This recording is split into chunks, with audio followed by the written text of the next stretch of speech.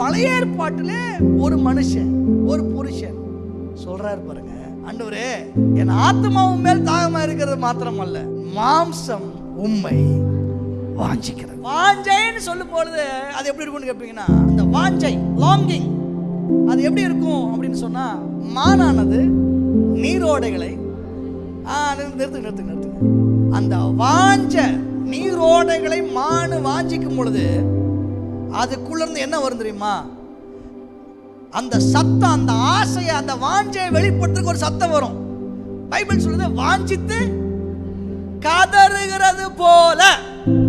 உங்களுக்குள்ள வாஞ்சை இருக்குன்னா, உங்க வாஞ்சையை கண்டுபிடிச்சா ஈஸியா. உங்களுக்குள்ள இருந்து என்ன வரும்னா சத்தம் இருக்கணும். உங்க பிள்ளை உங்களை பார்க்கும் பொழுது அந்த முகத்தில் இருக்கிற அந்த முக பாவனை, அப்புறம் சும்மா இருக்காதுல்ல, நல்ல குழந்தை நீங்கள் வெளியே போயிட்டு வரீங்க அப்படின்னா, வீட்டிலே இருந்தால் கூட வச்சுக்கோங்களேன், ஸ்கூலில் நீங்கள் லீவு அப்படின்னா என்ன பண்ணுன்னா, சுற்றி டேடே டேடே அம்மே அம்மே டேடே டேடே மம்மி மம். இந்த சத்தம் எதுக்குன்னா, இந்த பிள்ளை நம்ம மேலே ஒரு பாசமாக இருக்குன்றதுக்கு அடையாளமே என்னன்னா, அது வாஞ்சையா சத்தத்தை கொடுத்துக்கிட்டே இருக்கும் வீட்டுக்குள்ள.